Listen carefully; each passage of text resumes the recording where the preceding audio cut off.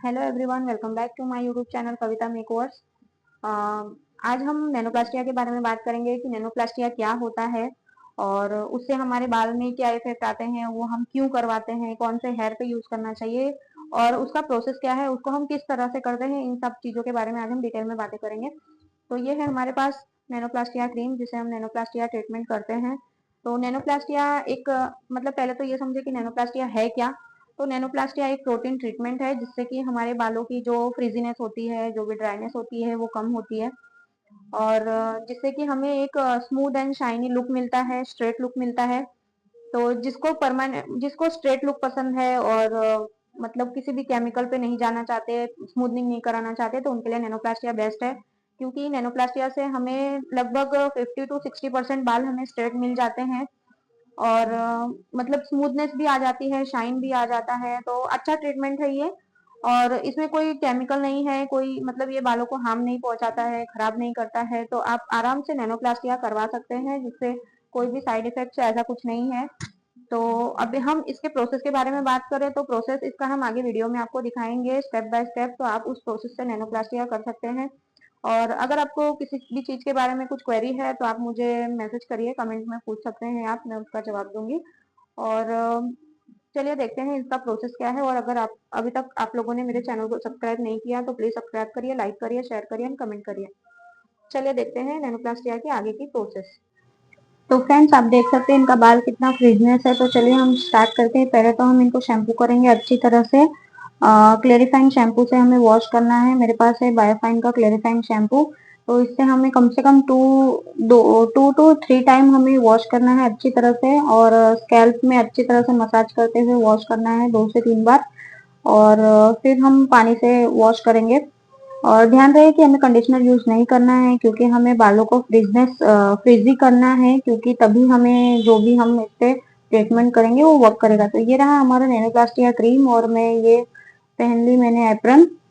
और एप्रन और ग्लव्स जरूरी है, क्योंकि एप्रन से आपके कपड़े नहीं खराब होंगे और हैंड ग्लव्स से आपके हाथ में जो केमिकल होता है उसके बाद उससे कुछ हार्म नहीं होगा।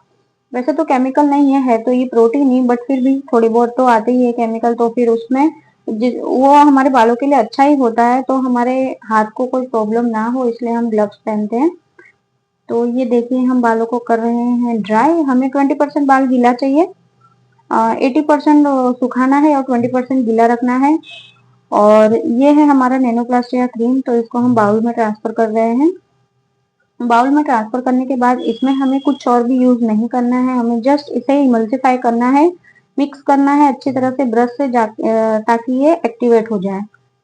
ठीक है, बाकी इसमें और कुछ भी ऐड नहीं करना है। तो हम अब बालों के 4 सेक्शन कर लेंगे, basic 4 section, profile section and radial section. तो चारों सेक्शन को हमने कवर कर दिया, उसमें से पतला पतला 2 सेक्शन ले लिया है मैं, और मेरे साथ में मेरी एक स्टूडेंट है वो कर रही थी।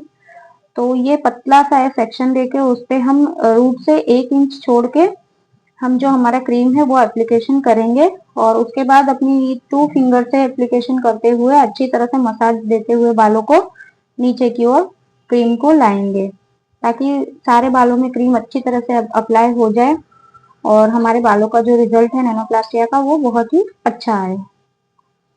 तो आप देख सकते हैं हम 1 बाय 1 एप्लीकेशन कर रहे हैं सारे रूट्स पे, सारे मतलब बालों पे।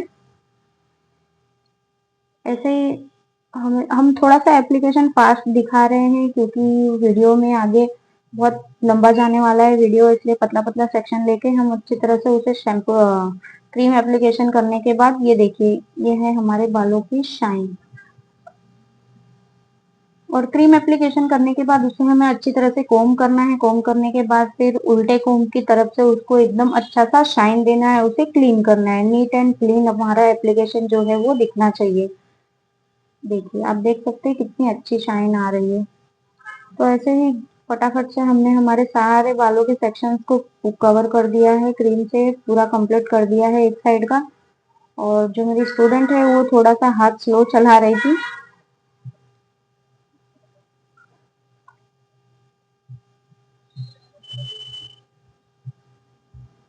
देखिए अब हमारा ये सेक्शन जो है वो, तो देखिए हमारा पूरा एप्लीकेशन अभी डन होने ही वाला है, क्योंकि अब थोड़े से ही सेक्शन बचे हैं। तो इन्हें कंप्लीट करके हम हमारा जो भी मतलब आगे का प्रोसेस है वो आपको बताएंगे। तो आप तब तक के लिए बने रहिए हमारे साथ वीडियो में। फटाफट से सारे बालों में क्रीम एप्लीकेशन करने के बाद हम बालों को अच्छी तरह से कोम करके बालों को अच्छी तरह से सिक्योर कर देंगे।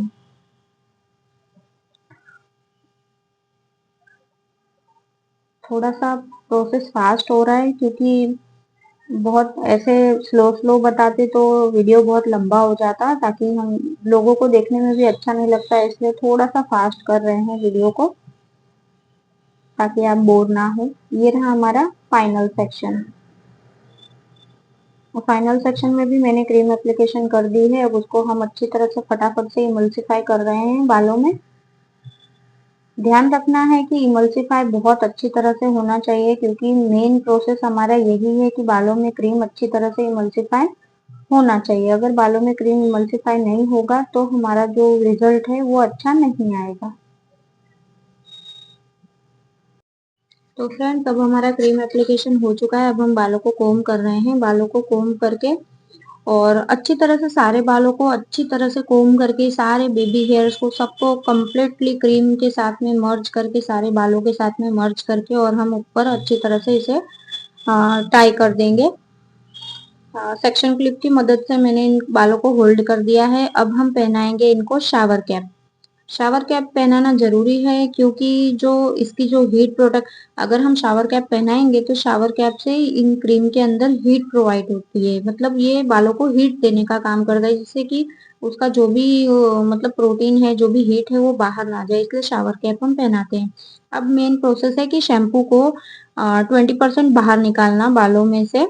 तो वो हम कैसे करेंगे, तो वो हम शैम्पू सेशन पे क्लाइंट को ले जाएंगे और वहां से थोड़ा सा बाउल में पानी लेंगे और अपने हाथों से इस तरह से थोड़ा थोड़ा करके हम पानी उनके स्कैल्प में डालेंगे और मसाज करते हुए सारे क्रीम को थोड़ा थोड़ा करके इस तरह से इमल्सिफाई करते हुए बाहर निकालेंगे। और इमल्सिफाई करने से ये होता है कि आपका जो भी हेयर, मतलब ऐसे तो कोई भी हेयर छूटते नहीं है, लेकिन फिर भी अगर एक आधो हेयर आपका छूट जाता है तो इस तरह से इमल्सिफाई करने से वो भी कवर हो जाता है। और ऐसे हम इस तरह से धीरे धीरे करके सारे थोड़ा से क्रीम को, मतलब 20% क्रीम को हम बाहर निकाल देंगे। और क्रीम बाहर निकालने के बाद हम करेंगे टॉवेल ड्राई। देखिए मैं किस तरह से क्रीम निकाल रही हूँ। इस ऐसे सारे बालों को अच्छी तरह से इमल्सिफाई करते हुए, ये देखिए ये निकला हमारा क्रीम। हम 20% क्रीम निकालना है, बाकी हमें बालों में रहने देना है। बहुत ज्यादा पानी का यूज नहीं करना है, थोड़ा थोड़ा पानी हम अपने हाथों से ही यूज करेंगे। अब देखिए इनका मैंने कर दिया टॉवेल ड्राई। अब टॉवेल ड्राई होने के बाद इनको हम हीट देंगे। पहले बाल को ड्राई करना है, बट कैसे, डायरेक्टली हीट नहीं देना है। पहले हमें कोल्ड ड्राई करना है, उसके बाद हमें थोड़ा हीट से ड्राई करना है। और उसके बाद हम करेंगे पर 100% बालों को ड्राई। ड्राई होने के बाद करेंगे स्ट्रेटनिंग। तो बहुत ही पतला पतला सेक्शन लेना है हमें और कोम की मदद से, स्ट्रेटनर से हमें इसे स्ट्रेट करना है बालों को। और स्ट्रेटनिंग में ध्यान रहे कि हमारा जो टेम्परेचर है वो 210 तक ही होना चाहिए।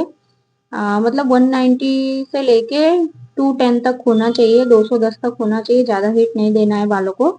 और अच्छी तरह से इस तरह से हम पतला पतला सेक्शन लेके स्ट्रेटनिंग करेंगे। और कम से कम मतलब एक सेक्शन पे हमें कम से कम 15 से 20 बार स्ट्रेटनिंग करनी है, ताकि जो हमारा रिजल्ट है वो अच्छा हो, लॉन्ग लास्टिंग हो।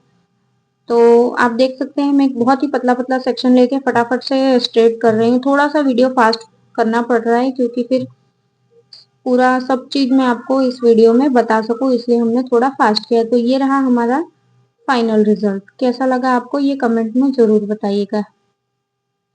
हमारी जो क्लाइंट है उनको तो बहुत पसंद आया था, बट आपको कैसा लगा ये आप मुझे कमेंट में जरूर बताइएगा। Thank you. देख सकते हैं आप फाइनल रिजल्ट, बहुत ही सुंदर और अच्छा लुक है।